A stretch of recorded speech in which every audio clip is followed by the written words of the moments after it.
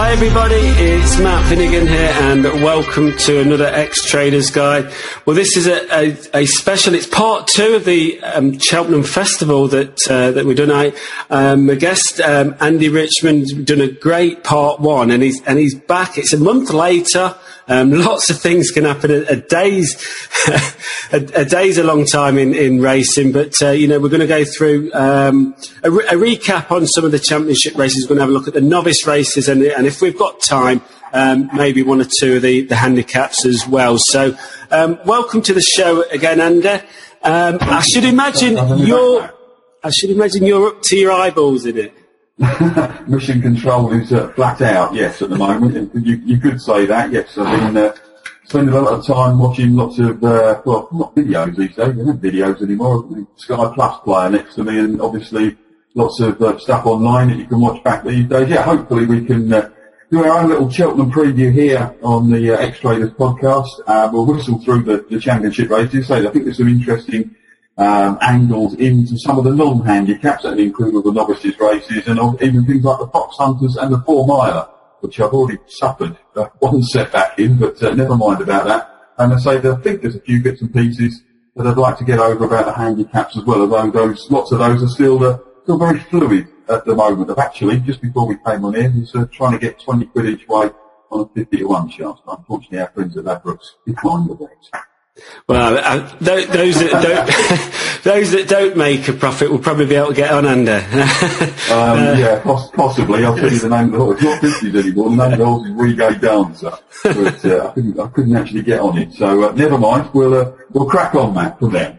Yeah, well, I mean, I'm looking forward to it, and as many ex-traders, we're having a jolly out on the Tuesday. We're all meeting up early in a hotel in Cheltenham. The hotel are going to bus us into the course. We're going to get on the course early. Going to get his spot.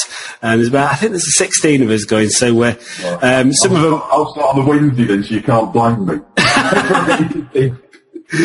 Well, of course, if you're going there, you're going to see an excellent champion hurdle with Hurricane Fly, who really stands head and shoulders above most of the champion hurdle contenders. He's probably the likeliest winner of the race. That's not going to tell anyone anything they didn't know already.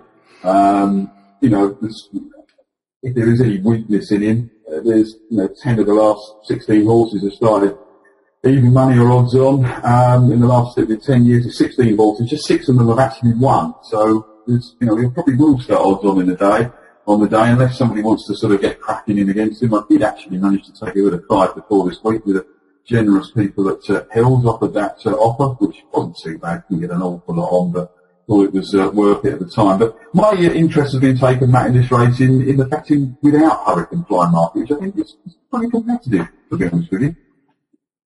Yeah, I think a lot of the championship races and some of the other ones as well. I think there's going to be a lot of interest from a sort of a punting point of view.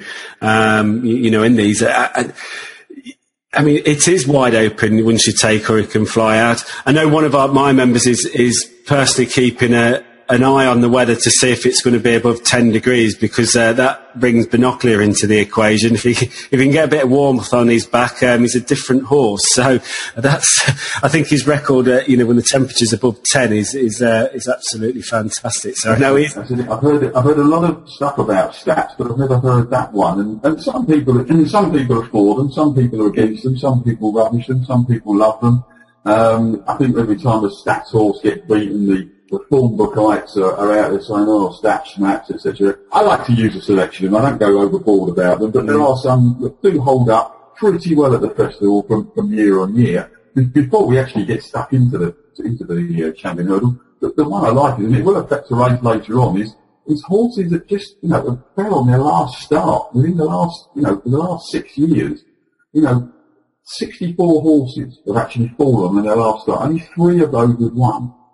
And that's a pretty low strike rate, and that we'll talk about a horse which actually fell on its last start when we come to discuss the Supreme Novices. Of course, will be the first race on that first day. But just looking quickly through these championship races, Matt, I thought that the couple of them, Zarkanda and Binocular would actually head that market. Let's hope it's over the temperature for your one of your members. But I thought there was a little bit of there was a little bit of interest further down the list, and the one that struck me as being particularly overpriced in this market was Overturn from the Don McLean yard. This horse has done absolutely nothing wrong. I think he's still improving, to be honest with you.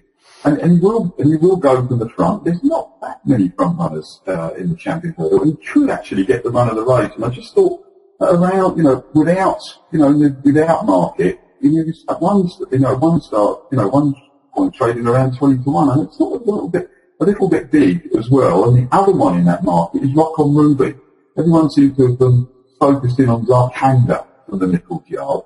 But if you are playing Zarkanda, here's an in-running point, and we'll sort of flag up a few as we go through the show, is that he does tend to hit a flat spot in his races. You go back to the last race which he won, which was the Betfair Hurdle, you can wind the tape back until around sort of where the cross hurdle used to be at Newbury, just as before they turned into home straight. He was trading 20-25 on there, and he wasn't travelling that well. And he could be one of these horses which, he might hit that flat spot at Cheltenham coming down the hill. There could be an awful lot travelling a lot better around him. If you do want to back Zarkanda, it'd certainly be one that I would like to get involved with in running.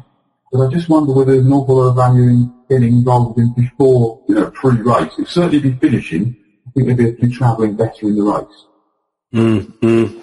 Yeah, it is fancy. I mean, Rock on Ruby is the unfashionable one at Nicholl. I think he's even in a different yard, isn't it? I think he's not even. Yes, he is. He's not in one of the main yards. There are 3 yards actually at Nichols. But Rock on Ruby, and if you go through his form, I thought he was pretty unlucky in the Christmas Hurdle against Binocular. Put up a very, very reasonable run there. And Rock on Ruby will just be much better suited by the track at Cheltenham, where of course he was, was on his mettle there last year. And I just think it's one of those tracks that suits him. He's just been a little bit ignored in the market. And, he's not a sexy horse. He's a very consistent performer. He's finishing the first 3, all 6 starts over his hurdles. He was finished next to Binocular in the Christmas Hurdle at Kempton, as I said. That was his latest race.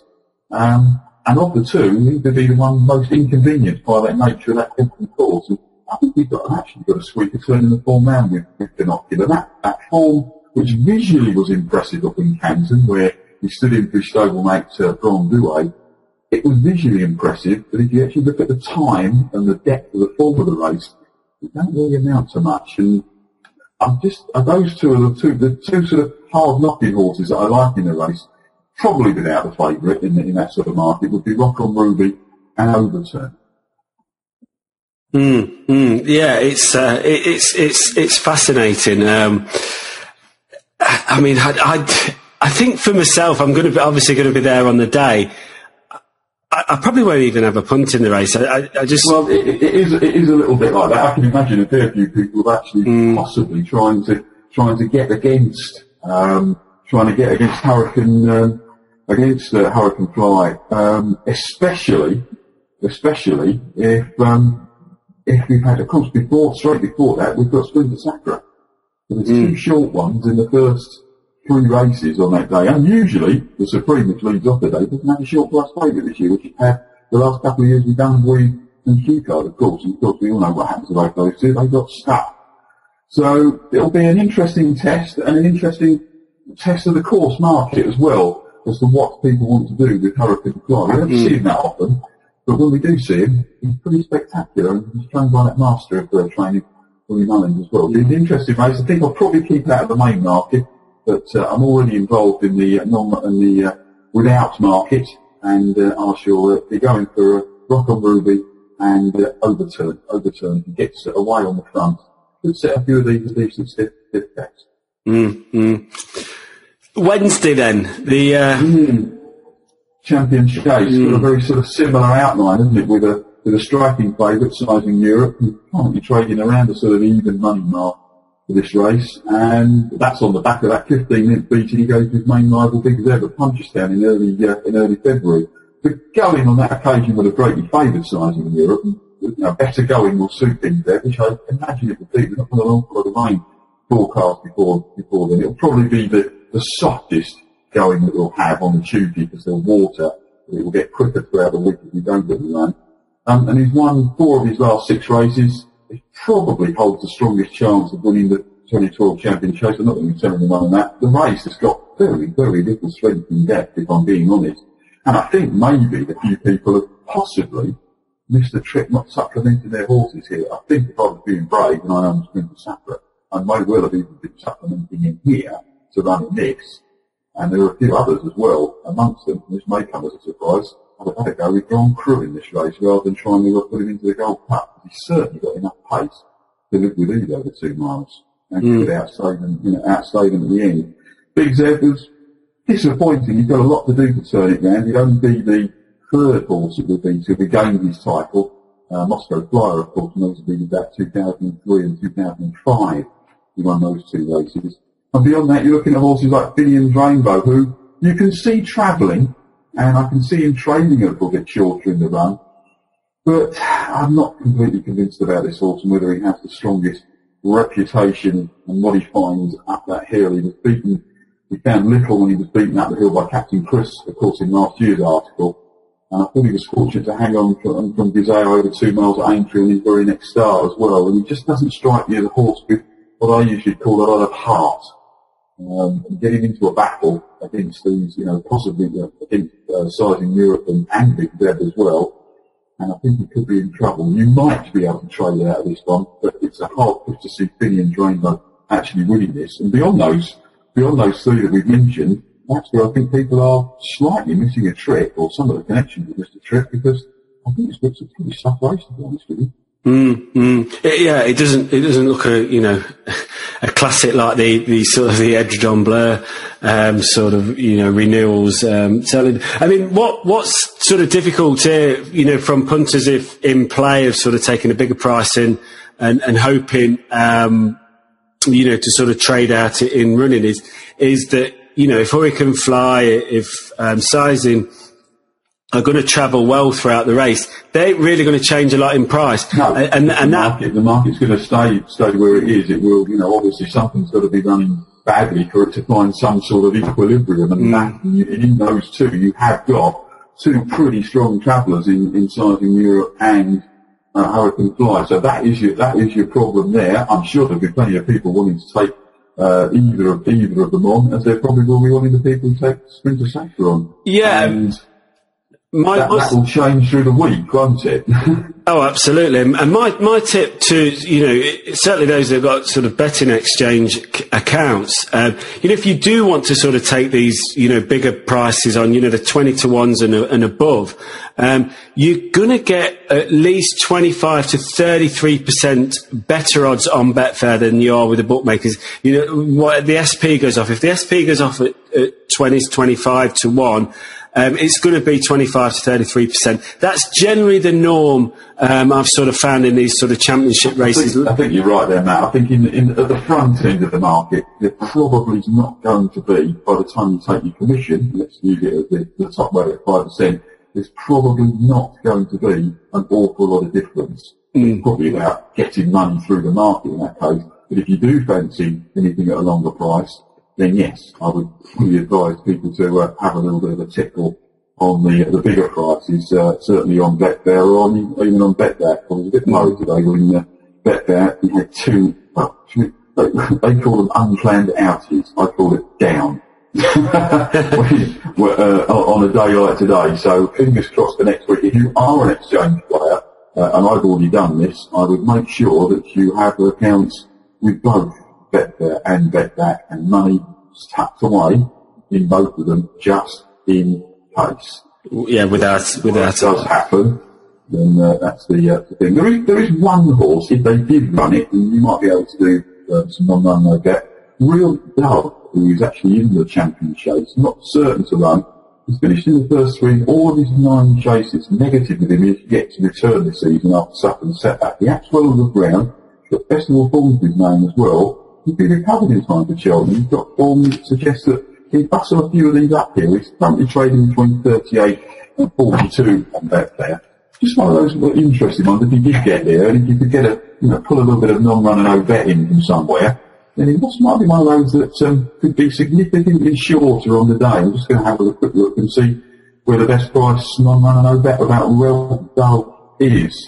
And it's trading around 25s at the moment. 25, obviously significantly higher on the change. You back him on Betfair or Betback, then you would lose your money if he doesn't run. But it's just one of those that was slightly interesting. The race that cut up, I just wonder if he could run and muscle a few of these up. He's certainly got the form to do it. So there's a sneaky one for the champion chase.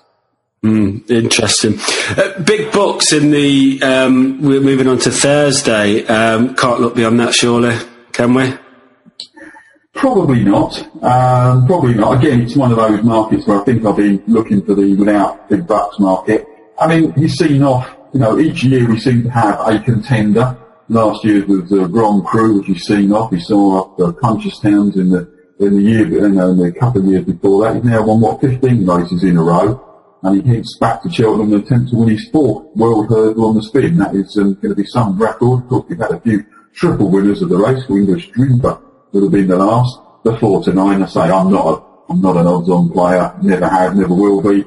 And whilst I will accept that there is sometimes value in playing at odds-on, I'm not really going to do that. I also don't quite buy the big bucks flat spot theory. If you look at his trades, the prices he actually traded at in the majority of his races, he never really gets that much above his Betfair XP.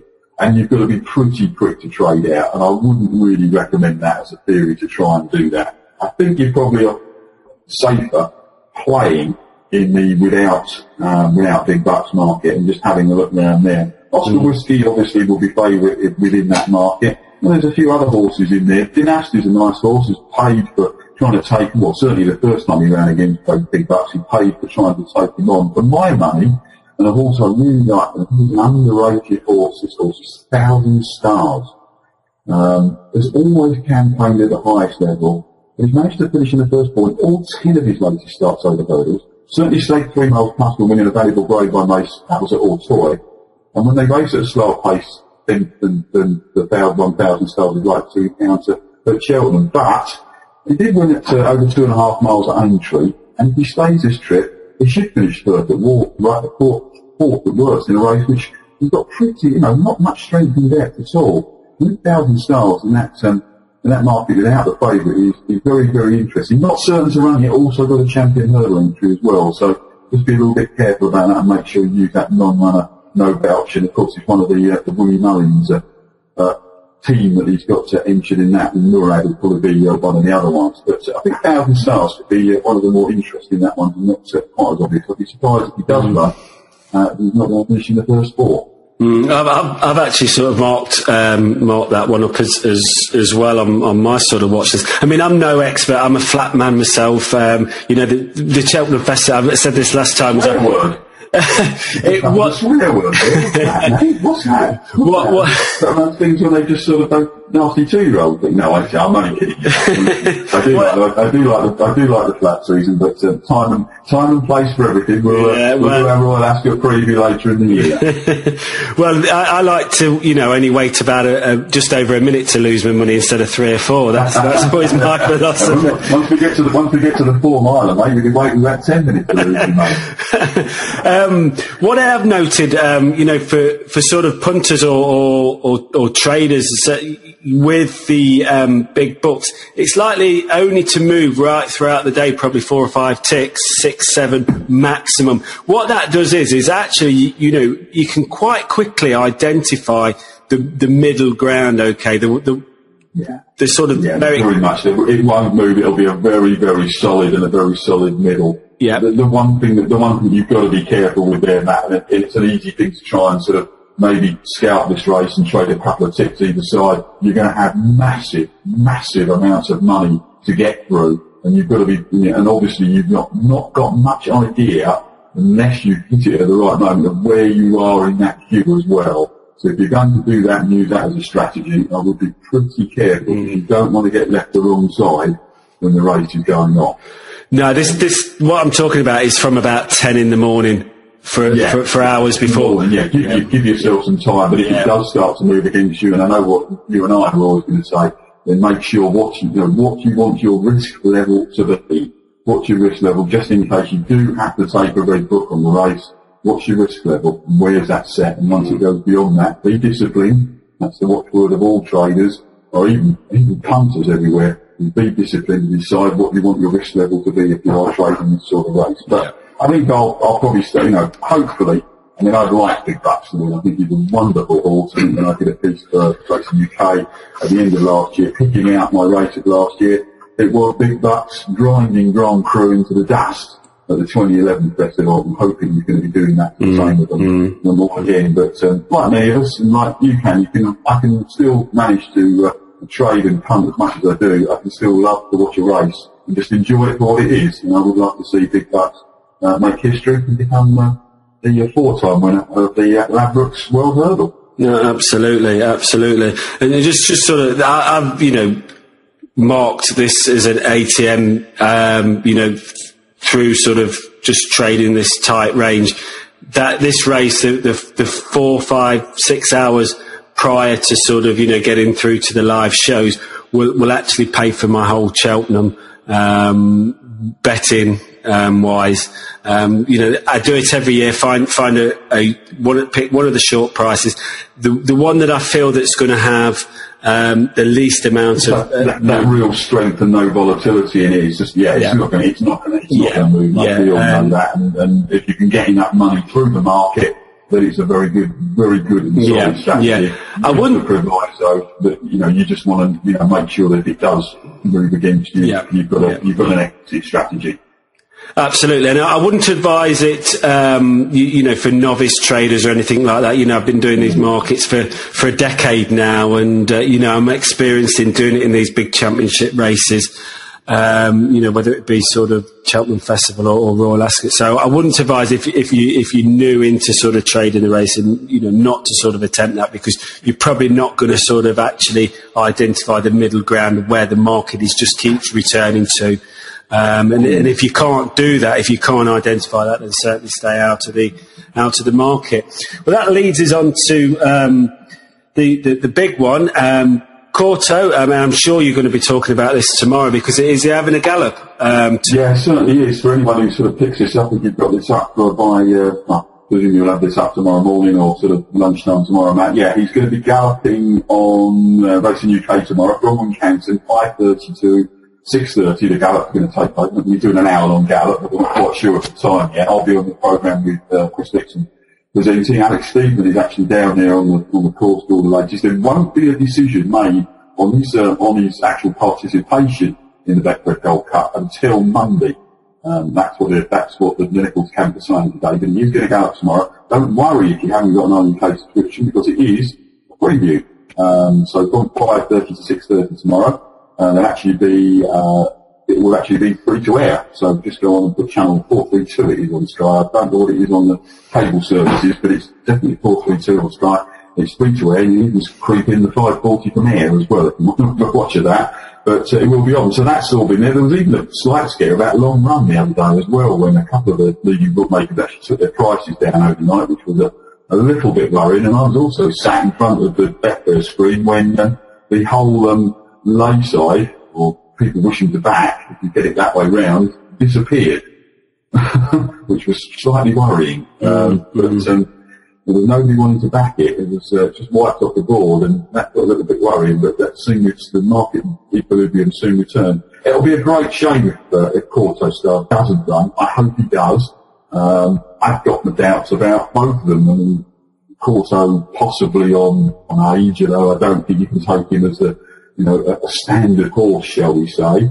Long Run, everybody knows, the jumping ability is a bit hit and miss sometimes, and to my eye, he doesn't look the same horse as he did last year.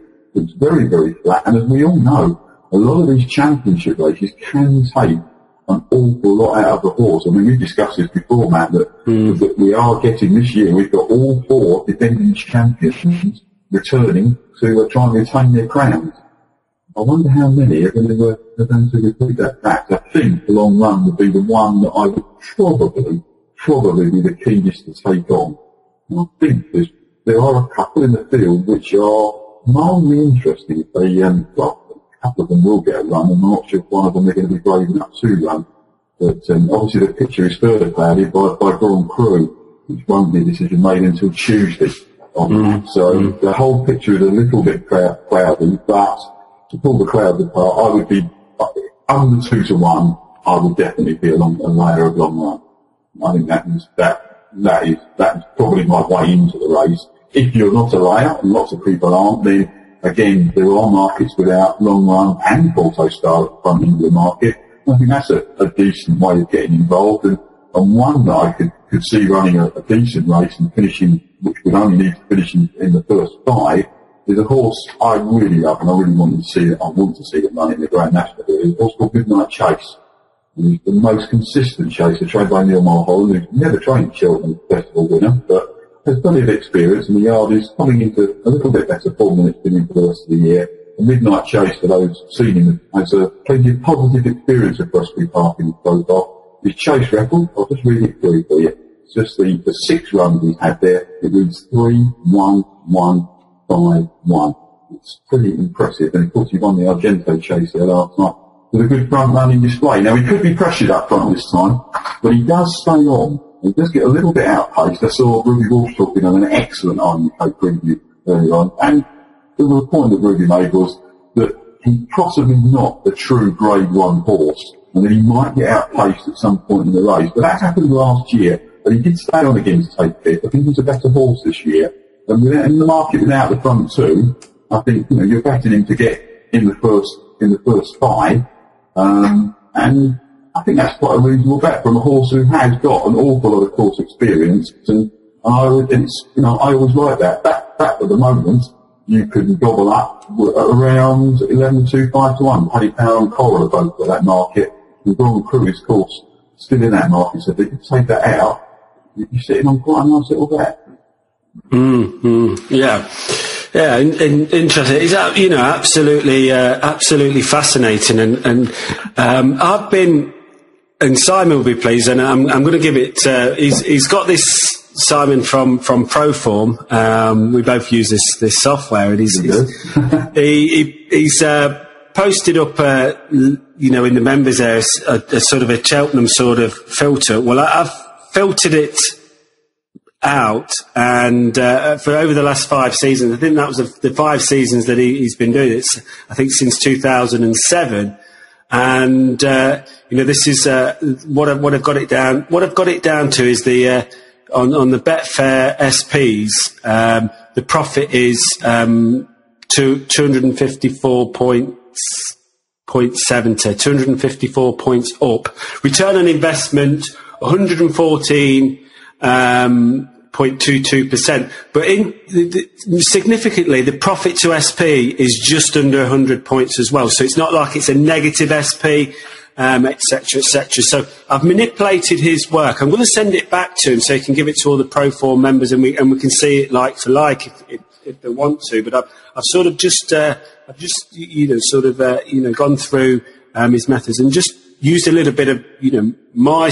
Yeah, I think there's a lot of spurious facts, figures, trends, stats, whatever you want to call them, at Cheltenham. But there are some very solid techniques as well, and I think horses, systems and profiling of that work. I think it's interesting, and maybe just gives you a little insight. I've just got another little stat for you here. If you're looking at horses that were pulled up on their last start in their prep run, you're actually going to be looking at about a 4% strike rate. It's one of those things. The majority of the races, I do like to see horses come into the race in good form, not necessarily off the back of a win, but in running well. It's very, very hard to go to Cheltenham and run a race off the back of a poor run last time. Now, obviously horses do win. In the last 6 seasons, since about 2007, there's been 4 horses who've won at the Cheltenham Festival pulled up off their last start. And that's a little bit of a sobering thought and statistic there. Yeah, well, this is based on last time out them winning. They've got to win to come into this thing, and this is like over the last 5 seasons has produced this 254 points at the Betfair SP and just under 100 at the. There's not, there'll only be about 40 horses qualify throughout the meeting, and it goes through every sort of race. But obviously those guys that listen to the podcast that are in sort of pro form can get the filters, and they will get the selections. If you want to take a look at pro form for Cheltenham, or even sort of look at the blog, the web address is www.proformprofessional.com. It will give you all the details of what the system does. It's now being used extensively by Racing UK, who've invested in the software for their own ends as well, and they use it for all the stats on their screens as well, and be used a lot more. And I know Simon's going to be providing something. We had a little trial run, unsuccessfully, unfortunately, on Saturday, of a horse called something called Power Play. And there's going to be a horse named each day, which is going to be the Pro Form Power Play. That's going to be on RUK as well, and that will be up every day. And it's just a horse that we think is probably overpriced, probably on some statistical information, but also on form as well, looking at the handicap ratings as well. The one thing I will say about Pro Form, it's an excellent system. It can seem very daunting when you first get it. Take your time with it, but it's not a magic, it's not a magic box system. But I'm sure we can do more and more on that as time goes on, Matt, because we better press on with the non-handicaps, which I've got a set of rather copious notes sitting in front of me. Excellent. Shall we do the Supreme, which is an unusual race this year, because as I said to you before, 2010 and 2011, we had a nice short one to start the festival with and get the festival roar off with. Dungueve, then Q Card, they were trading the short price states. We know what happened to them.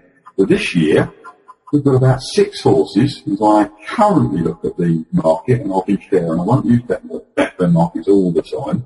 Let's have a look at the Supreme Novices herd, and I'm counting up here, 1, 2, 3, 4, 5.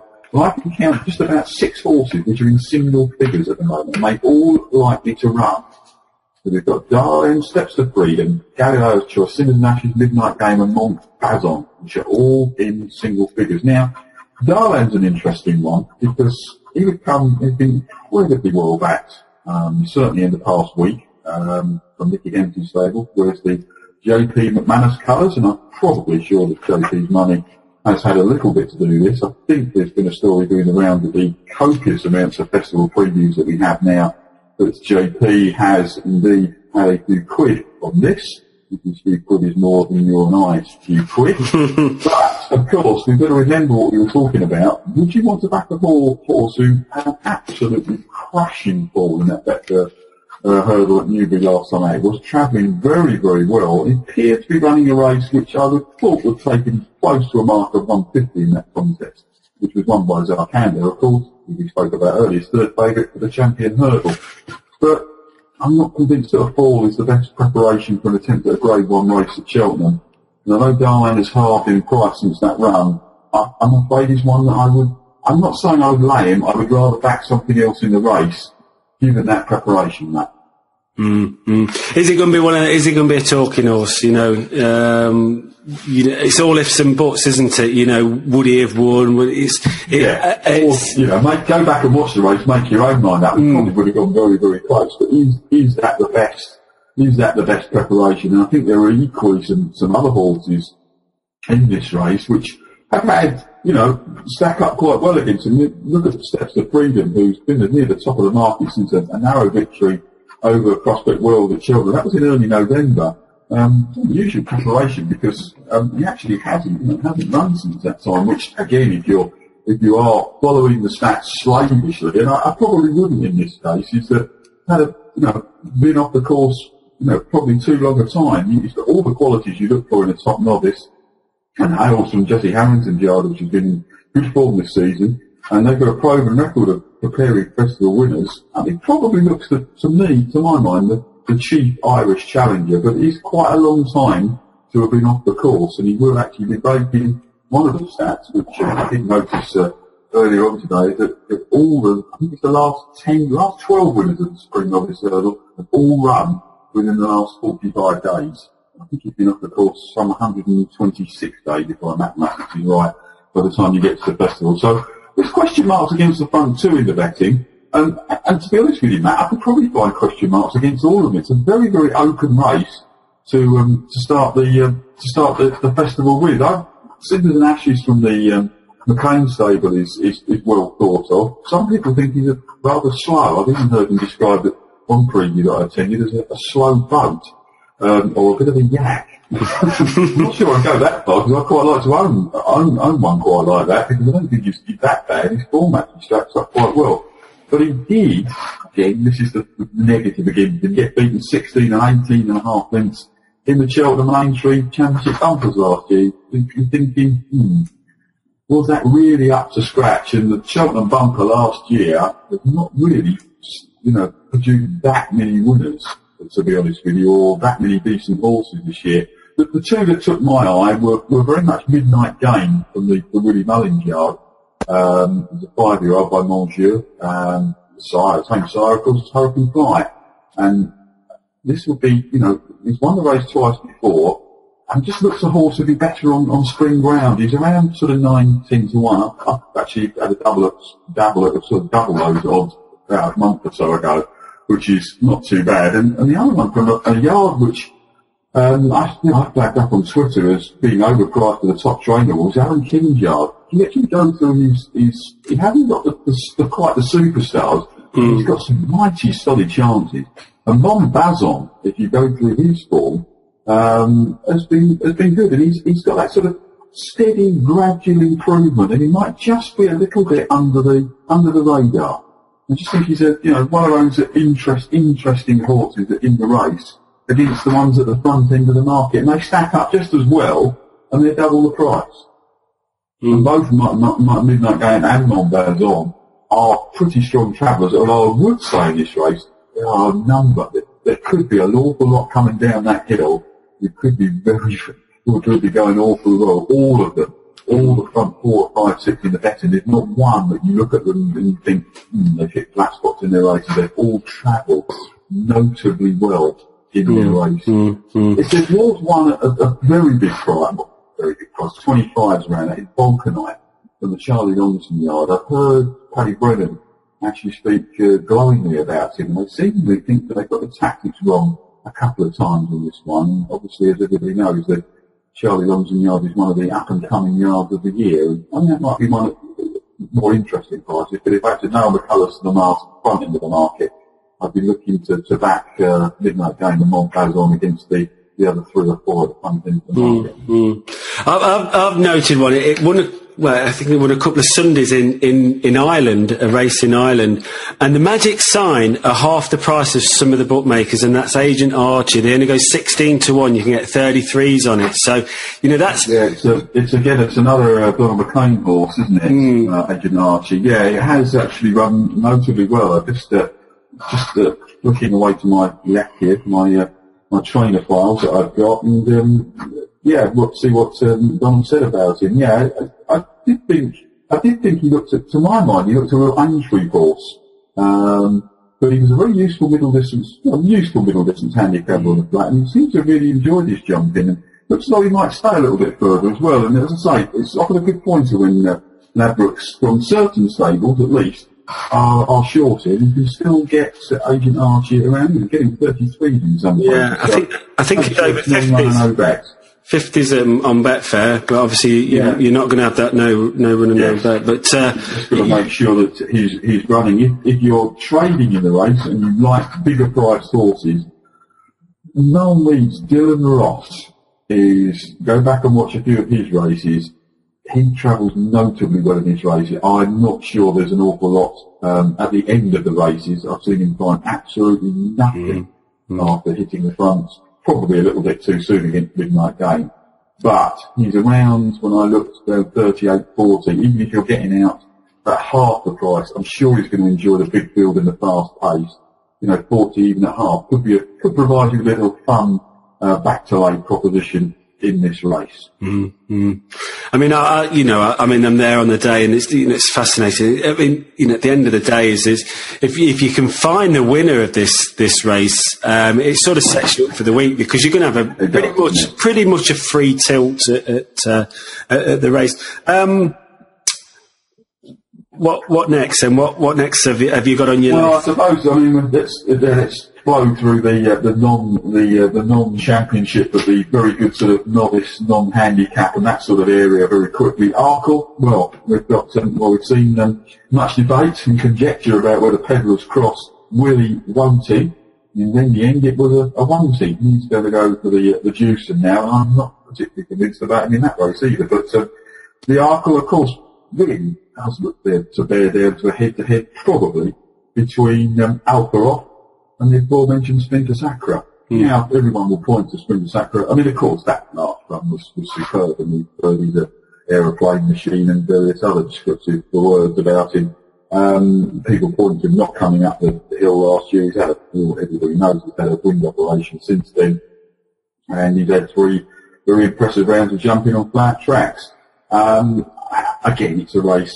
There is still a very good offer put up by Paddy Power. I think it's still available, and I took advantage the other day when Pedner's Cross was actually still in the field, but the vibes were all wrong for him of backing, or if your horse finishes second to Sprinter Sacra, if he wins the race, you get your money back. So I immediately piled into Alperoff, which of course with Pedner's Cross out of the race looks a pretty decent bet now, and I'll probably just sit on that at the day. Alperoff, I think, has actually got a chance of beating Sprinter Sacra. Probably better chance than the prices suggest, but would I want to lay Sprinter Sacra? I don't know. I think I'd probably, on reflection, use this race as education for the future and see if he does. The one thing I would say is if you do fancy anything outside of those two and don't really only need one place to play for, if you don't fancy those two and you are playing each one of the race and you're pretty sure about it, but don't need to matter because it's an unknown no vet, you probably want to get your each way money in now because it looks very doubtful there actually be 8 runners on the day. You could actually sneak a little bit of value there with actually whether there will be that many runners on the day, because Sprinter Sacra and Alperoff are definitely Q Card and Menora, but there's doubts about Crystal Bonus will run in the Jewson. There must be doubts about Astracad running, who looks one of the better fences in the Grand Annual. Nearest the Pin's got other engagement, as have Kid Cassidy. So there's 4 or 5 I mentioned. We could actually end up with just 4 or 5 runners on the day. So if you do fancy anything each way, get your money in now and get your money on each way and claim those 3 places, because it could turn into a pretty thin race. Yeah, wise words there. Yeah, definitely. And at the end of the day is once it goes below the 8 runners, it's 2 places, and if it's 6, the odds are going to come in.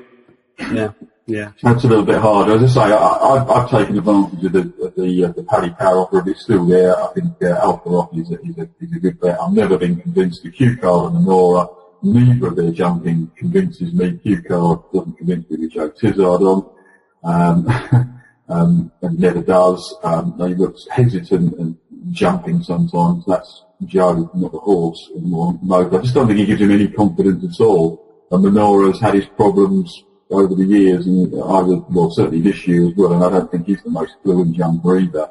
So it really will be the head-to-head between Sprinter Sacra and Alperoff, and if you can get on Alperoff at a reasonable price with that Paddy Power offer, that's the way I would take it and the way I would play it. And even if you back Alperoff each way now in 3 places, I think the world's worst bet at all. Not the world's worst bet at all. We must move on, Matt, because otherwise we'll run. The Neptune, Simon Sigg, head of the betting at Neptune. Can we not mention Simon Sigg? Yeah.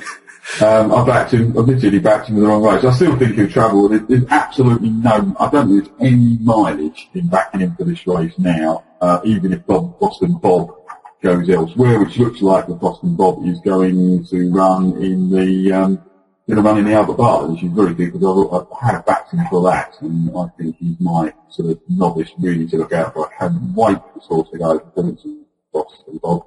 If anyone bought the Cheltenham Festival betting guide by Weatherby this year by the excellent Paul Jones, good time to buy that one. It's a good guide. Yes, there's lots of trend stats in there, but there's also excellent guides on all of the horses in there, and plenty to help your form study. But everyone will know if they bought that Simon Sigg was very much a horse that I fancied him to bring, with a view to him travelling very well, and I'm sure he'll travel as well again, but there's just not as much juice in the race now with, within around 3 to 1, and there's some other decent horses in this one, and one I'd like to flag up, Matt, is a horse called Batonier. Again, an Alan King horse. He's shown massive improvement of late. He's around sort of 8-9 to 1 at the moment. He's had, over the course of his 4 runs over hurdles, and each one he just showed that nice progression. He's travelled particularly well in his last 2 starts, which both the run over this Neptune course and distance. And his last effort was easily, a career best, I should say. He was 3 lengths too good over a hurdler who's rated 142 at the moment, broad back 4, and coming into the race unbeaten. And I just think this one, again, it's one of those ones just a little bit under the radar for Tonnier, and I think his form stacks up quite well against Simon Sick, who everybody thinks he's screaming out for this longer trip, but I'm not completely convinced. And if you can get around 8 to 1 each way Tonnier at the moment, I'm convinced you'll be able to trade it out in the run. This race is not chock full of stronger travelling horses as the Supreme is. Yes, Simon Sick may travel well, but I think there's a doubt about him over this trip. It was, okay, you put the ground with a sock when he got beaten in the Tolworth hurdle, but he sort of really did fold up quite quickly that day. And he's a lovely horse, but at the prices, I have to go with the Tonnier in this race.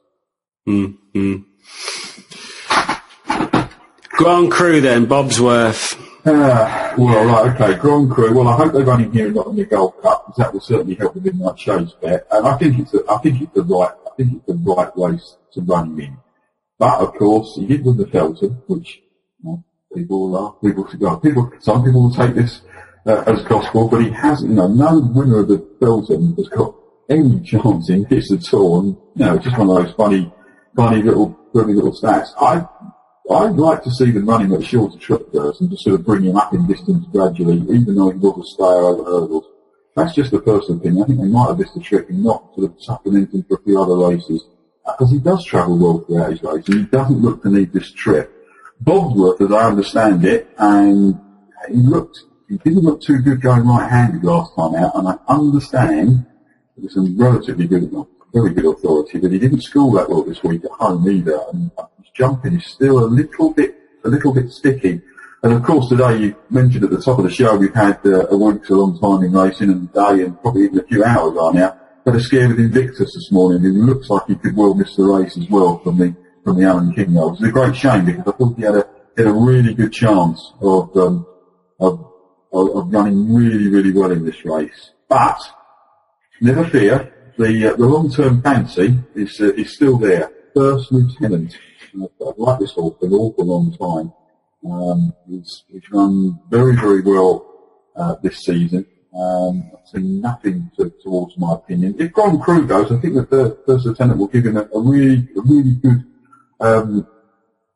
good opposition. It's very much a typical Mouse Morris preparation for the festival. It's given him 4 runs before the new year, and then they put him away.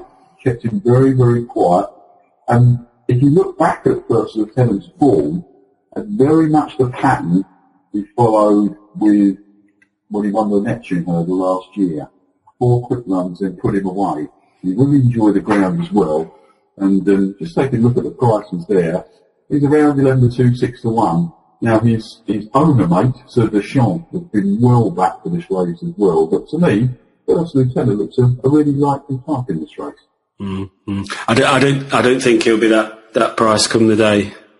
I don't as well, and of course you've also got, if you get involved, and this is one of these horses where if you're going to get involved, he's not going to drift, and you've also got the chance of Bobsworth possibly drifting.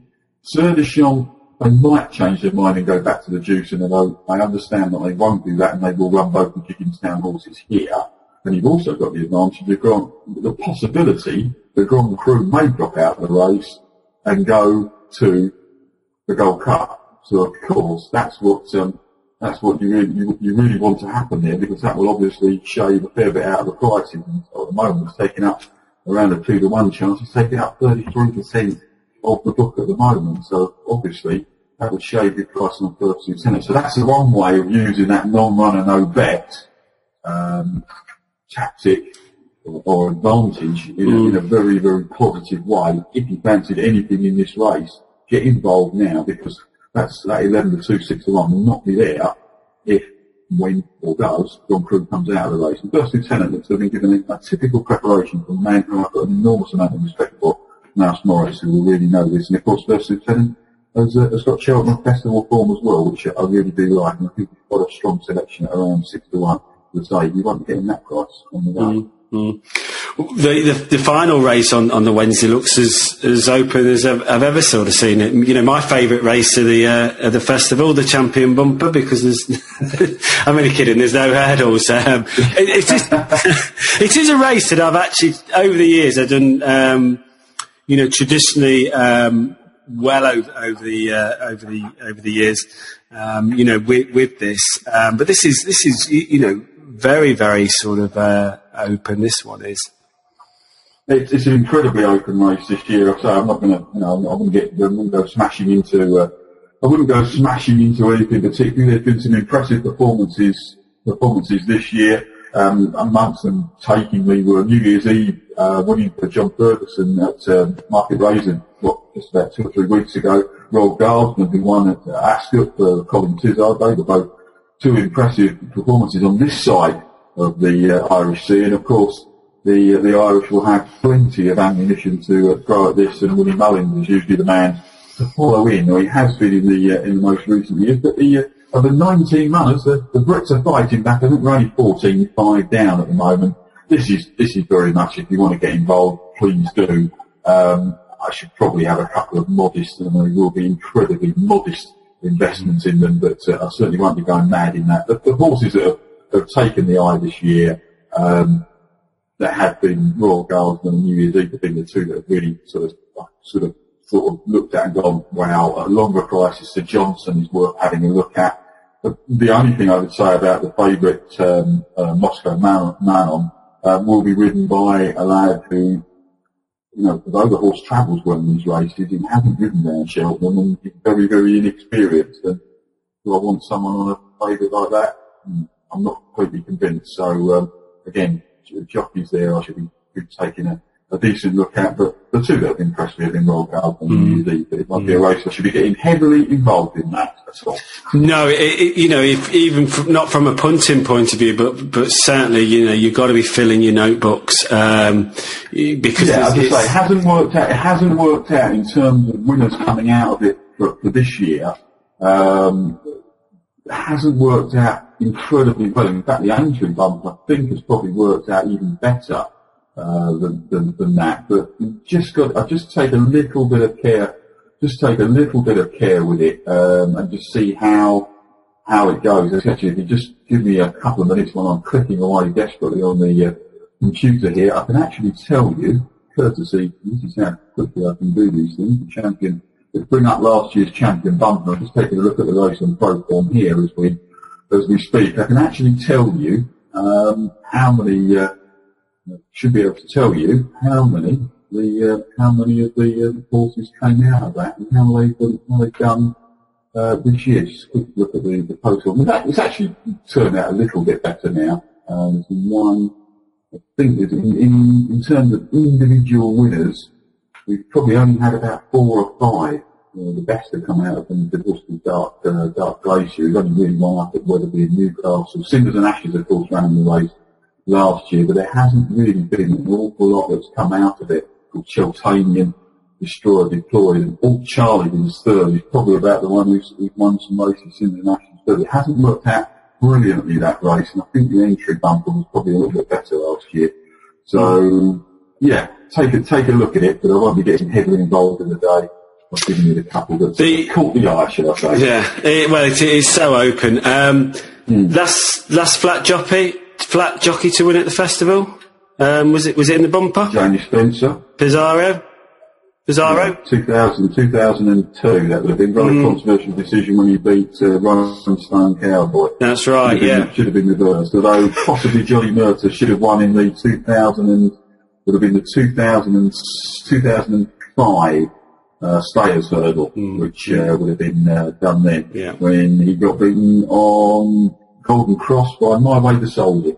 when Golden Cross just spotted the exit gate, or the entrance gate, just coming back in and just faltered in the last stride, and Robert Fulton drove up my way to Solsden. But I don't think you used to see quite a few flat jockeys. They don't seem to be clamouring as much to ride round there now. No, they don't. Not think there's anyone on this. I think I'm right in saying I think Richard Mann might have ridden in the race as well.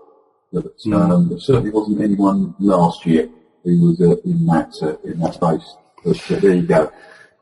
Day 3 then, Thursday. Novice Dewson. Dewson, yes. Well, Pedlar's Cross has been added to the list. That's sort of really changed the shape of the race, hasn't it, really? Crystal Bonus, Certis Chong would have been in that race. I think they're going to go RSA now. So it's Crystal Bonus and Pedlar's Cross at the sharp end of the market. Crystal Bonus has got a good record over fences, won 2 for 2, Paul Nicholls' horse. Both of those have been wide margin wins in what been fairly weak contest. I can see him drifting a little bit on the day, to be honest with you. But I think there's a couple in here where I shall be getting involved for a little bit of trade. Well, actually, there might be a few in this race I'm going to be involved with a little bit of trading.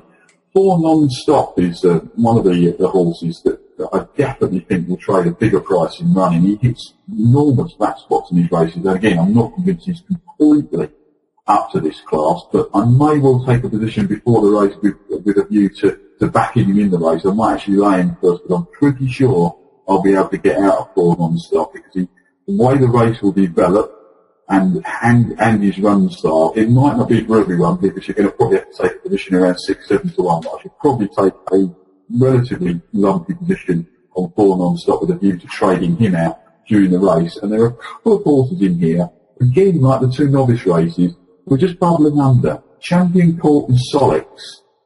Champion Court actually gave Grand Cru £5, was only beaten 10 lengths over the Dewson Court and distance. And he's jumped well every time I've seen him round there. His last run of the 3-mile contest, don't think he got home on that occasion. And then he beat Solix again last time out. And Solix is a strong traveller as well. If you want to try and trade one in the race, I'd be very much looking at Champion Court and the possibility of a small back delay on Solix as well. I wouldn't get too lumpy about that one. He does travel quite well. Again, I'm not convinced about his jumping, but he does travel quite well between the fences and in his races. But Champion Court for Martin Keith, again, another trainer who has not had a Cheltenham Festival winner, could break his mark there. Again, it's that sort of Simonsig, Batonier conundrum that double the price and the form is not twice as bad, if that makes any sense at all. Yeah, it does. I think Solix has been back this week, hasn't it? I think he's been behind Champion Court before. Champion Court is a nice looking horse. I think they've just sort of finally clicked on for the right trip for him. And of course, if Sir Deschamps out of the race, Crystal Bonus perfectly good at the front of the race. You're going to have Pedlar's Cross in the race. I'm not convinced by Pedlar's Cross over fences and whether he would have covered and whatever was aiding last time out. And just the body language just doesn't seem to be as confident as they were about that horse. And at the prices, I could pass those by at the front end of the market in a bid to try and get the Champion Court certainly with a view to trading, and the other way round on 4 Non-Stop, because I just think he may just get taken off his feet in this race on occasions. What next? What you got next on your list? Well, we'll just do it. As I say, I'm mindful of time pressing on, so we'll have a quick gallop. We can't not mention the Ryanair because this could be one of the, if everything stands their ground, this could be one of the races of the festival. Again, another one I'm keen to take on here is Riverside Theatre. It was an imposing performance last time out when he won the Grade 1 Ascot Chase, but that was the 5th time he's run when running fresh, first time out. And he just is so much a better horse. You look at all his profile, all his runs, always runs well when fresh. And then when he returns to the track within 30 days, which he just about be doing here, they're less than inspiring. 2, 4 and 3 of those. So I'd just be a little bit wary of him. And again, at the front end of the market, if you want to take something out of the front end of the market in the Ryanair, Riverside Theatre would be the one that I would take out. The Irish have got a strong representation here with Ruby Light and Noble Prince. Ruby Light is a horse I really do like, but I think the going might just go against him. He's a much better horse on very soft ground. And Noble Prince, who won here last year, won the Centenary another chase last year over this same trip, is very much the one. He actually won the Jewson last year, and he's run well in his 4 chases this year, all on going which just wouldn't suit him. He's one of these autumn horses, a bit like Alberta's run. He'll be coming back here again to try and win the Ryanair. I think he might just be getting a little bit long in the tooth, and he's not in the greatest of form at the moment. But I just think that Noble Prince, who's also had a wind operation as well in the meantime, he's been trained for one race in mind, and Noble Prince is a very, very solid price at the front end of the market. He's around 5-1 at the moment. And I'd also like to mention in the race, Medemy, if he runs here, his form around Cheltenham is superb. Very, very solid in all the big chases. He just keeps finding one too good. But again, I think he's probably quite a tradable price, and he might be one of those that people go for on the day. The King team, in very good form again. But I think this may well be going home to Ireland in the shape of the Noble Prince, and I'd be very much looking to get against Riverside Pieta just on that freshness angle from that sort of race, because I just don't think he's as good there. He's as good when he returns to the track quickly. So Noble Prince and Medemy are the two. There's a fair shout around for Great Endeavour, and of course Pocolan is another horse who runs the course very, very well. But if you wanted my number one for the race, it would be Noble Prince. It would have been Ruby Light on Soft Gully. But this looks one that could be heading over the Irish Sea that we can do there. Is the other Corto got a chance? I know he's the short, quite short. Is he going? Possibly not in this race. He may actually. I think he's going to head to the champion chase there. So I would just wait and see what they've got there. I think he's probably just a little bit under par for either of these races, and they're very much strong. Certainly, if they run him in the Queen Mother Champion chase, certainly will. I don't think he's quite up to that level yet. And the Ryanair, as I say, it's now raised to Grade 1 level, which is rightful to do. It's almost up there. It's up there with the 4 championship races. I'd almost call it the 5th championship race, almost like we have the 4th emergency service. But it certainly is the Ryanair is right. It could be one of the races of the festival. Actually, should be a really good race. But I should be diving in the Noble Prince, a little bit of Medemy, and Great Endeavour is the other one that interests me at a double-figure price. Albert Bartley, do you want to just touch on that? And then I'll touch it. I'm just going to touch a little bit on the Triumph, because I think there's a couple of interesting ones in the Triumph there. Of course, Grametti has been well back, and if anyone who follows myself or any of the guys on Twitter will know that there's a huge following for Grametti on there from very fancy prices. I have backed him at double-figure prices, but the one that interests me here is his stablemate, Bald Success, who, if you take a quick look at his races, possibly, he's only you could have even, it wouldn't surprise me if it wouldn't have surprised me if they could try to run him as a 4-year-old in the Supreme Novices and split the two up. But I understand the owners wanted him to come here to the Triumph, and he won't lack from the saddle, because I think Chuck Thornton's going to ride Grametti. And Wayne Hutchinson, who has ridden notably well, certainly when Chuck was injured earlier this year, ridden really, really well. And I think he's an interesting horse, as Bald Success. He travels like an absolute dream in all of his races. His run last time out was very, very good. And there's a few holes. It's a competitive race. It's almost like the Supreme, where you've got 4 or 5 or 6 at the head of the market, all in those single figures, all of which you can put a little question mark against, likewise, or you can put a little tick against. But maybe Bald Success, because he'll be ridden by the stable second string, is possibly not as sexy as his stable mate, and he's been well punted all the time. I'd love to see Grametti win, because I know Ian Turner, who's the racing manager for the McNeil family, very, very well. It'd be nice to see that he could win, but I just think Bald Success might actually bustle him up as well.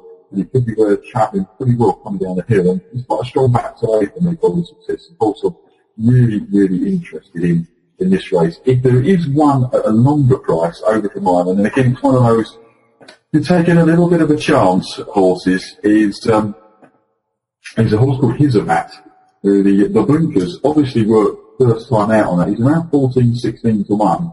It has been called a few rude names, but it certainly improved for the application of blinkers when taking the grade 1 Deloitte hurdle.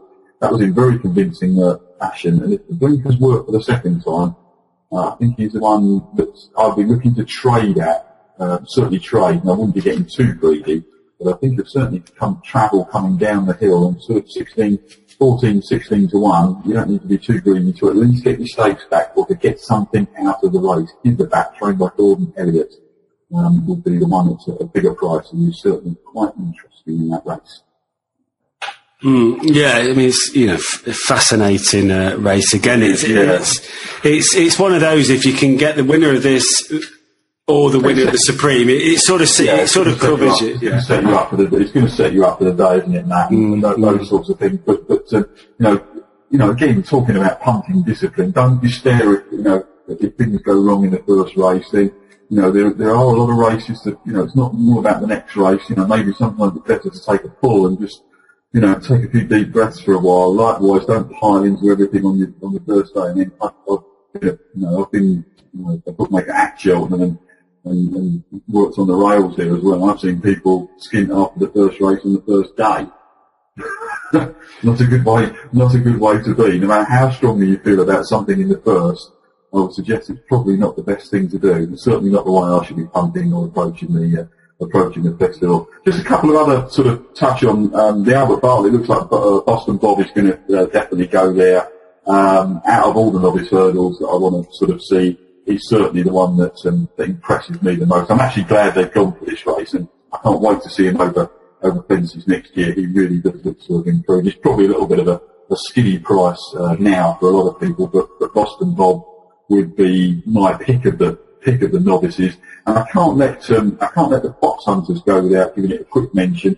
And the horse that caught my eye will be ridden by a lad called Colin Sweeney, who listeners with a fairly reasonably long memory remember riding for Paul Nicholls as an amateur, and I think he even rode as a condition motor. He's back with an amateur now, and he gave Saltify an absolutely beautiful ride to win over in Ireland in one of their big hunter chases, which has traditionally, the winner has traditionally done very, very well when it comes over and rides this. It's the Champion Hunters Chase that they actually have over there. It's the Raymond Smith Hunters Chase. So Leopardstown, an Irish World Cup day. And if you can look at that, Saltify beat Sadler Storm along the fringe on that occasion, and he gave him an absolutely beautiful ride. Again, another horse that really travels through his race, will absolutely love the good going if it's there. I've backed Saltify, and on the fringe of the two that's come out of that race, and there's definitely some good vibes behind Cloudy Lane from the Don McCain yard as well. Of course, Cloudy Lane has already won the Kim Muir, football in Kim Muir way back in 2007. He actually won at the same time. So they would fill the betting behind Chateau Turgeon, who is favourite on reputation, I think. I'm not sure that he'll actually get the trip here, Chateau Turgeon. He'd certainly be one if he was turning to home with some company and trading at a short price. Chateau Turgeon would be one that I would be very much looking to get against on this occasion. He would be an in-running lay for me at short price of Chateau Turgeon. Anything under 2.5, I should be looking to get against Chateau Turgeon if there's a fair way out, especially with strong stalls like Cloudy Lane on the fringe and Saltify alongside him. And the story of the race, of course, will be Munkety Tunkety winning. I was there when he won his Hunter Chase, and his Hunter Chase day be ridden by a young lady called Jessica Westwood. The first ride under rules. It's her first horse she's trained. I think she's only had, at the time, she's only had 19 point-to-point winners as well. She rode him very, very professionally. He was 33 to 1 straight after that race, which I am on record saying that's far too big. I think the man at Stan James got filled in that day. He's now down to 10 to 1. I'm not sure I'll be going in at that price, but if anyone's got bigger prices, it would be an incredible story for that race for Munkety Tunkety. And we've almost missed out on my favourite race of the entire festival, the 4 miler match. 4 miler. I've got one for you. Having been burned once, I've got to go in again on something else. I'll just give you a couple of watchwords against this. Harry the Viking is actually trading as favourite for this race. Now, Paul Nicholls has got an awful awful record in this race. I think he's had the favourite on several occasions. I will just check how many times he's actually had the favourite. And he actually has the favourite of this year in Harry the Viking. One is called Harry the Viking there. But he's got an awful record in this race. And I just think you've just got to be very, very careful. Now, we can shoot it down with stats and everything, but Paul Nicholls has got a really poor record in this race. He's had numerous high-class staying chasers, but he's had 13 starters in this. 9 have started in the first 5 in the betting. How many do you think he's had placed? Not very many. 1. Yeah, not very many. Do you want to be backing Harry the Viking in this race at around 6 to 1? I know I don't. The one that has very much caught the eye, I did back a horse called Fist of Fury for this. Unfortunately, he got a leg injury about 2 weeks after I backed it, and he was around 14 to 1, and I think he would have considerably shortened up. But there's another horse trained by William Mullins, who also trained Sol in the race, but the one that's gained momentum and looks to be the one that is very much going to be his stable selected in this race. A horse called Ali Guard, and I think he's got a real chance. There's been some fair money around for it over the last couple of days. If you go back, his form is very, very good. He finished a good third behind last instalment, and unfortunately he's had an injury. He would have gone for the RSA. And First Lieutenant, who I'm very keen on for the RSA, we'll talk about later. He was third in a Grade 1 novices chase over 3 miles at Leopardstown Christmas meeting. And that form stacked up very well against anything in this race. And he's still around 7. He might even get 8 to 1 in the place of Ali Guard. He's certainly one of the more interesting horses. In what I think wraps up the non sort of handicap races at the festival. I have got a few notes if we've got time, Matt, to quickly whiz through on the handicap. Well, yeah, definitely. Mine just says David Pipe. Follow David Pipe. Is that good enough? I'll say ex-French handicap, and the ex-French for handicap. They've got horses. Note these down: Vendor, Trio de Lin, Uluk de Lin, and Sahir River are the 3. The first and third name both go in the Fred Winter and been incredibly well backed. But there is a theory going round that some of these ex-French horses are incredibly well handicapped. And if you go back and look at their French handicap marks, well, you couldn't really disagree. Apparently, the French, and certainly in Vendor's case, he was running a remarkable race behind a far higher rated horse and he fell. Now, apparently the system of French handicapping is that even when you're running very well and fall over, they completely disregard that run, which I think is a crazy way of handicapping. But there you go. So it will say that these 4 are incredibly well in. Vendor has been well backed from the Alan Kinyard for the Fred Winter, for the Fred Winter race, which is sort of a handicap version of the Shrine Hurdle, if you like. But there was even thought one time that they would actually run here in that. I think he looked like 128, and he was absolutely thrown in for that. And he's now 7 to 2 favourite, so I'm not sure if I want to get involved with that price, but he may even drift back out on the day as people want to get against him. But he does have a very, very strong chance, as does Trio de Lin. And this horse, who runs in the Centenary handicap, which is the last race on the first day, again, that looks, if you're into pre-race pumping, again, that looks to be one who could really be backed up the board. That's gathering some momentum behind it today. But a few other pointers for the handicaps as well. The Festival Handicap Chase, which is the first handicap on the card, the third race on the first day. Quantitative Easy needs to finish in the first 4 to get into the National, but he would really be breaking all sorts of weight-carrying records there, although he looks to be pretty well backed. I have a question mark against what was favourite. I think Quantitative Easing and the package from the aforementioned David Pipe stable may well overtake him there, but hold on, Julio. All his form is on flat tracks as well. I'm not completely convinced about him around Cheltenham.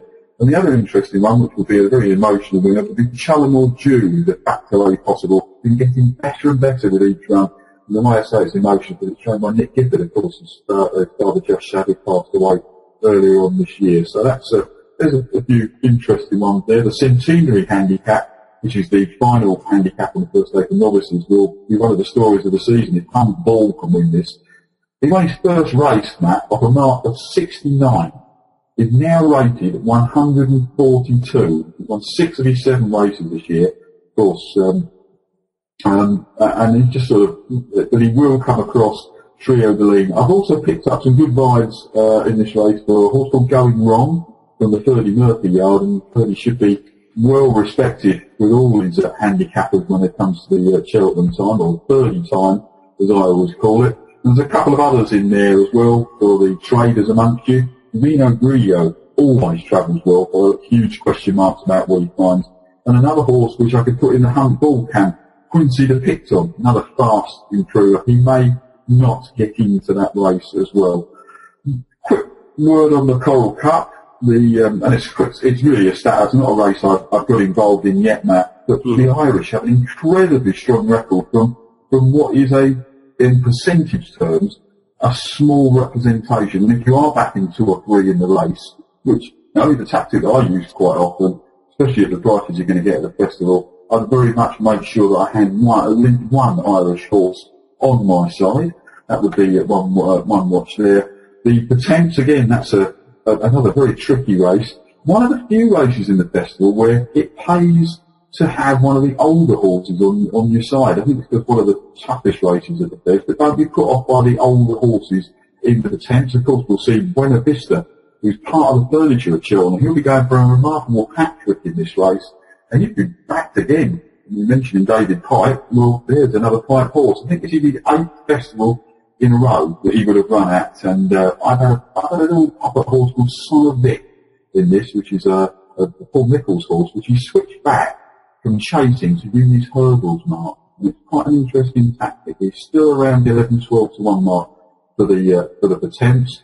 And the 2 toughest races of the festival are the 2 handicaps that bring up the tail of the card on the 3rd day. The Burn Group Plate, without doubt, is the toughest race of the Fez.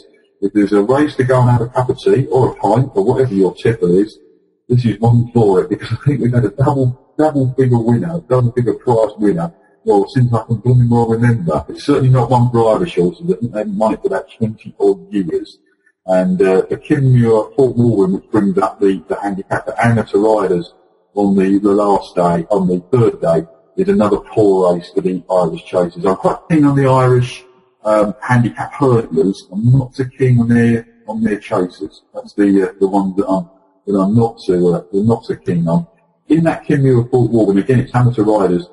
The riders that have done well in the past several years have been the non-claiming amateur riders. So you want to get one of the top Irish boys or one of the top UK boys on your horse there. That will be a definite plus.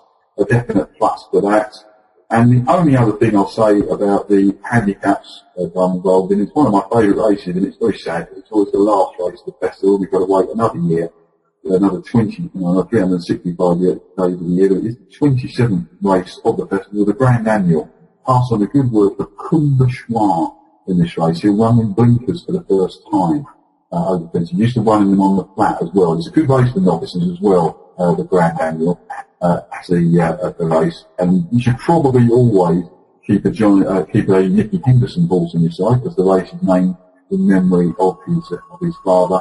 And another one that caught the eye, an interesting preparation, and I've backed Kumberschwar, and another horse I backed, Arthur Moore, the Irish trainer. Said I'm not keen on Irish trainers, Irish chasers. It's probably the only race that I'd like to get with an Irish chaser. Free World. Listeners with a fairly long memory remember him being trained over here, runs in the Corte Star Palace of Clive Smith. He's now trained in Ireland by Arthur Moore. He's got a relatively good record in this race.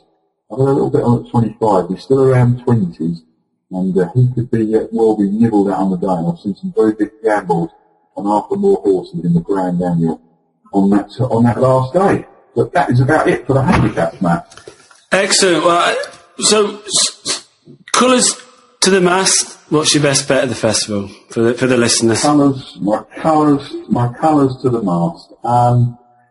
I think the one that I'm probably each way one, most looking forward to is Boston Bob in the Albert Bartlett.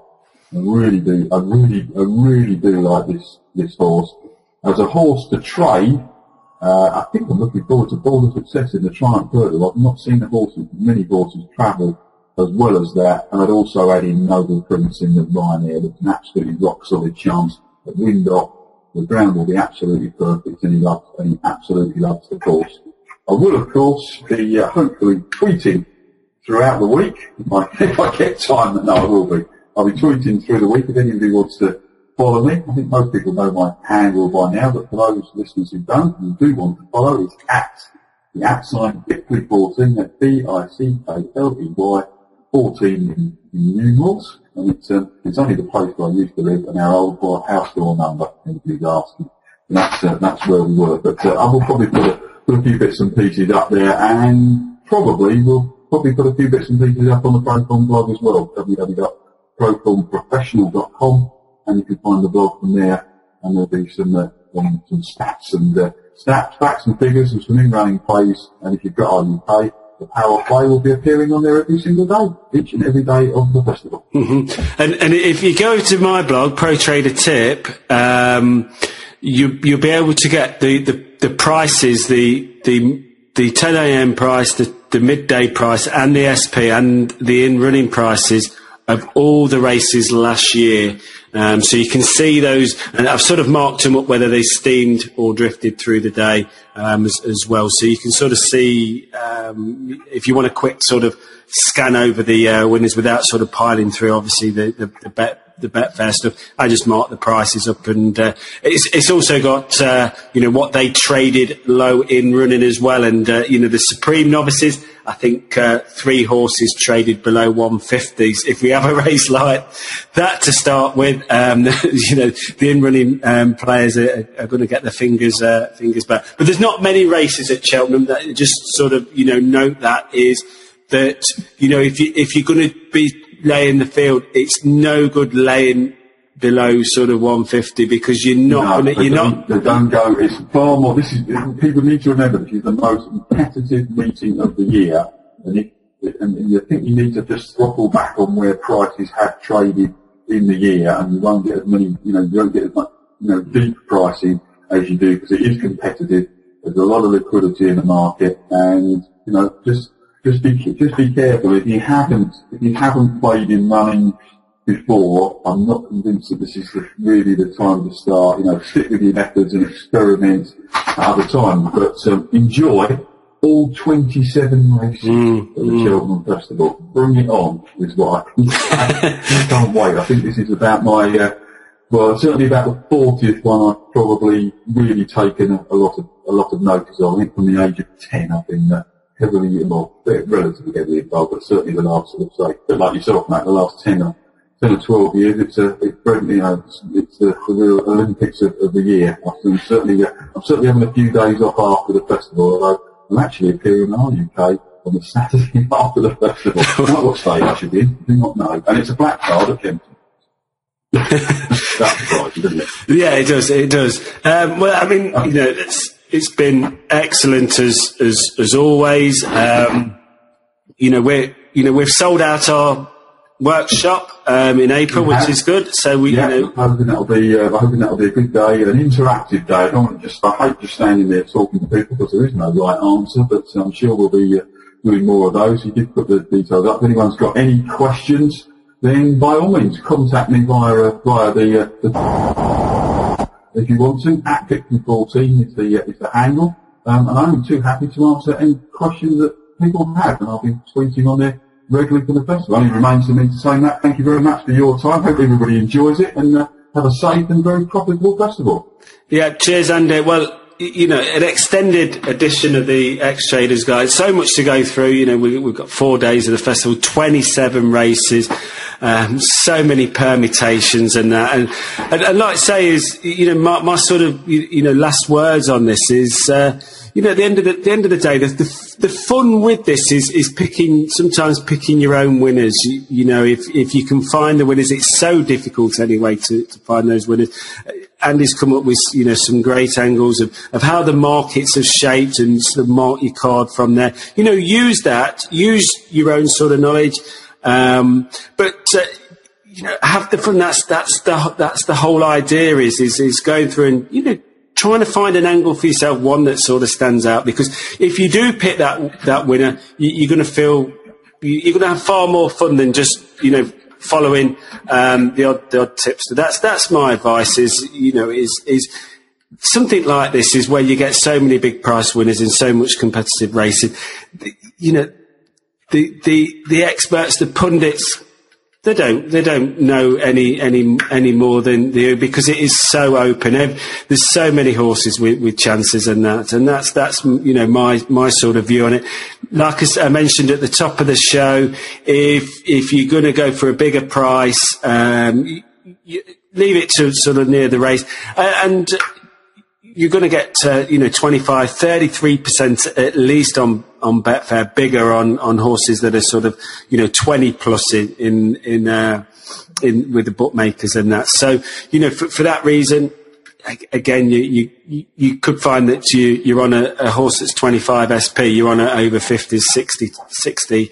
Or even higher some cases and that. So don't be frightened as well for asking for a price. Okay, if you think, I would have backed that horse. It was 12s in the morning, and now it's only 8s. I would have backed it. There's no sort of value. Ask for it on Betfair. Put it in the keep bet facility. It is ultra competitive. The market, as the races unfold, the chances are you will get your price, and you're still going to get your decent runs. So don't be frightened of asking for something in the markets. That's certainly is. Be one of my watchwords, and I think you might have heard me say this at some early Betfair seminars. Be a price maker, not a price taker. People want you to take those prices, put them up, be confident that you want to get the price that you get. If you want, if you're not sure, and you say you're having a tenner on a horse, and there's a price there, well take it to a fiver, and put the other fiver up at a price. So at least you get some of your bet on. The price does go the other way. But try and get a price. There's lots and lots of markets. You will actually get that price. Someone will be like, it's ultra competitive for the trainers, owners, horses, jockeys this week, and it's certainly ultra competitive for punters as well. So, get out there and try and make some prices. Do your homework before the races, and know how the thing's going to pan out, where things are likely to trade, run styles of horses, learn a few of the colours as well, so that you're not dependent on what I'm sure will be an excellent commentaries, but don't always depend on those, and learn some of the colours as well. It's one of the other things that I try and learn the majority of the fields, and see what you're making every day, Matt. So I probably know a lot of them anyhow, but I'm sure there's lots of good information out there, but most would say enjoy it and do your own thing. Don't be frightened. It's a competitive meeting, and don't get sucked into those short price favourites. No, leave that to Huntingdon or something like that. Anyway, that sort of wraps up the show. Hope you enjoyed it, folks. We'll be back next week, sort of run of the mill, probably sports trading and that. I'm going to get one or two sort of new guests in the spring coming on the show and that. But whatever you do this weekend and with the festival and that, be safe, be well, be lucky, and thanks for listening. And I'll speak to you next week. Bye.